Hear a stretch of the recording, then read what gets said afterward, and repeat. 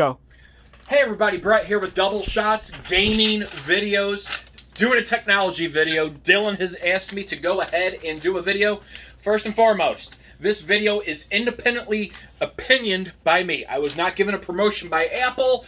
I was not given any sponsorship or promotion from them. It is my own independent review of their product and service. So another thing is, if you like Double Shots channel, subscribe to it, or send me a comment. Sometimes I'll do different videos. So today I'm going to do a video outside of the cell phone videos that I usually do. I had somebody actually ask me about Apple TV. You know, pretty much me, myself, and I am a big fan of any product, technology-wise, something new, something fresh, something that I can benefit from and use. So, me, myself, I decided to go ahead and independently review. If you want to go ahead and come in here and take a picture, this little box right here, this Apple TV box, this is actually the 4K version of the box, which it is also the 64 internal flash memory driven one, and it's really, really cool. If you want to go ahead and back up from it here, it's a really, really cool device. Now, keep in mind, there is a lot of streaming content that you can get for free. However, there is also content that you can get from your provider that you have. Right now, I actually have this going through our provider. It's streaming. So instead of me using my regular cable box, I am actually using the traditional outside of streaming instead of like a coaxial, instead of something coaxial coming into the outlet. This is virtually streaming through my provider. One of those things that I always recommend first and foremost, and it's not even if it's an Apple TV, if it's a Fire Stick, if it's a Roku, make sure you have a sufficient bandwidth. That is always the biggest problem that I run into with people with slowdowns and stuff. Make sure you have a sufficient bandwidth that is going to be able to process, be able to give you that speed to keep it to where you're not buffering. Those are very, very important. And make sure you also have an excellent router that prioritizes your networks. So between your cell phones, what you have those connected through, to your computers, to your gaming systems, and it prioritizes that bandwidth per device. So that's another big thing going on here. But I really do like this Apple device just because I'm able to get a lot of my programming on it. Now, another thing, you're going to look right back here. You have a smart TV. Sometimes the interface of those devices aren't as clean and rich as what devices are standalone. So, like, for example, the apps that are on my smart TV that I have here don't run and load as fast as what they do on that Apple TV. So this version right here that we have right here, this is the Apple TV 4K. So now, another thing, when you hear the word 4K, am I automatically going to get 4K? No. And yes. There's two different things here. First and foremost, the content has to be in 4K up conversion. So, and it also has to be on a 4K television. So this here is just an HD TV. So it is not going to get that 4K up conversion like a 4K television that could get it would. I do have a 4K television. However, I'm not doing the video on this. There is a little difference in the pixelation between that. And some content is in 4K. Some content is just in regular HD. And usually you'll see the HDR show up. That shows the up conversion to that 4K stream. But it's select programming that you still get with that. So not everything is going to be in 4K.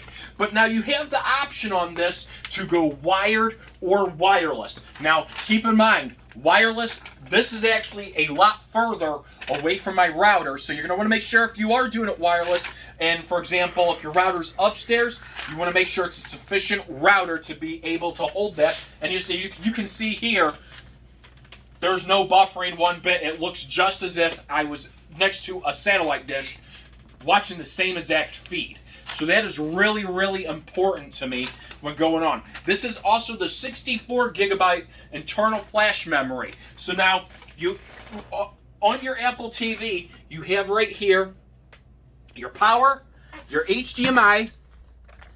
You're probably not going to see it.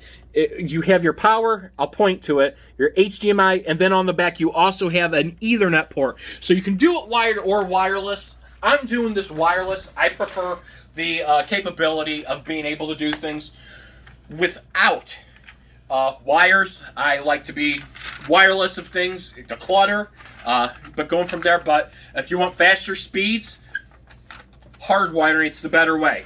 So you have your option of 32 gigs of internal flash or 64. I have the 64 gig version right here.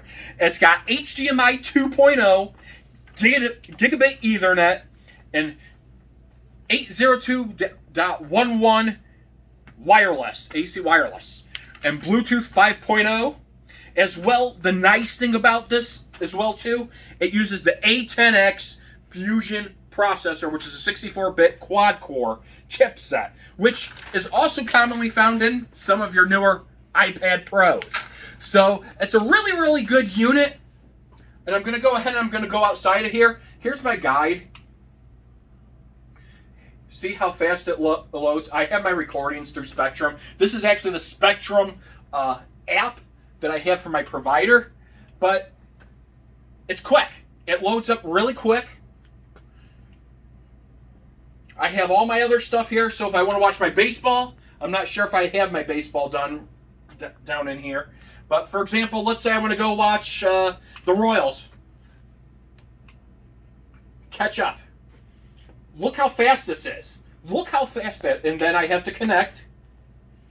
And the nice thing about it is you can interconnect things with it. So you can see everything, and this is going to do what's called, it's catching up in between to show you what the score is prior. But pretty much it's quick at being able to get everything, and it has a better interface to me than my regular smart TV would do going into MLB TV. So I'm able to go right there. I like the remote. The remote's kind of flashy, and the cool thing about it is this is actually, though, hooked up to a surround sound system. If your TV's capable, you can go ahead and you can control. You can control. It says not available because I have it hooked up through a speakers system, but you can control the volume. You can pause, and the battery life of this remote is really, really good. I don't think I've had to charge it yet, and I've had this for over a year. And when you do charge it, it charges just like a regular iPad would charge with one of the iPad chargers. It's universal, so you're able to slip it in there, able to use it a couple hours later. You go through your menu, and you go back, and it's very, very slick on how quick it is. It's got a ton of apps that you can get. You have your free apps, you have your free games.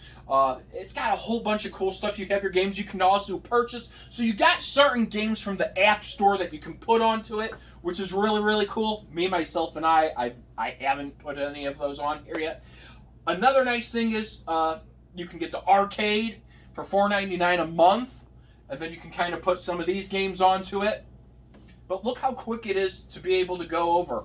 And then you have your free apps. You have your Disney, you have your Amazon Prime that you can purchase, your Hulu. And to me, it's just a slicker process than being able to go into, let's say, for example, the interface of the smart TV. So then, if I want to, I can go ahead and I can watch my shows and kind of go from here. I can watch Sharknado, for example. Look how fast this is in loading up. And again, it all depends on your internet connection too. Results will vary based off of internet connection. Overall, I love this device. I really do. Another nice thing about it is some of your cable providers are actually offering, and again, I'm not doing this in promotion. I'm not getting paid anything to go ahead and say this or anything. Some of your cable providers are actually offering these instead of giving you a cable box, simply because you own it outright, so it saves you from the prices of having a box. It's less bulkier than a box, having a box hooked up here and everything. And you can access, actually, on some of the providers, they have what's called Cloud DVR, so you can access your Cloud DVR content directly from your provider right there. You can do your recordings directly from it. It's really cool technology that they have given out, and it's a great deal. I mean, for the price that they charge on them, I think it's really worth it. If you're and another thing, it has to be in your market next off. So how I kind of put it is, it's the streaming side as compared to the fiber side of things, or a coaxial coming in. So if you're not worried about a coaxial, you don't want to drill holes. This is great for you. This works phenomenal. Again, and then you can also, again, the nice thing is your Netflix. You can find it all right there. Like, this is my Amazon Prime account.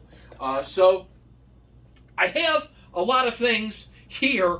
And then you notice I also have Fubo TV. There's AT&T TV on there as well too. There's Netflix, YouTube. You could get YouTube TV. Another nice thing that I use it for as well too is computers. You can sync in your computer access to it.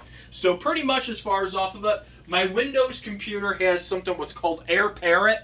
And so if I'm doing a presentation, I can go ahead and I can sync it wirelessly from my computer to my Apple TV using the network, and I can actually have it in big screens. So that way I'm not having a whole bunch of people looking at a computer screen. I have them looking at this.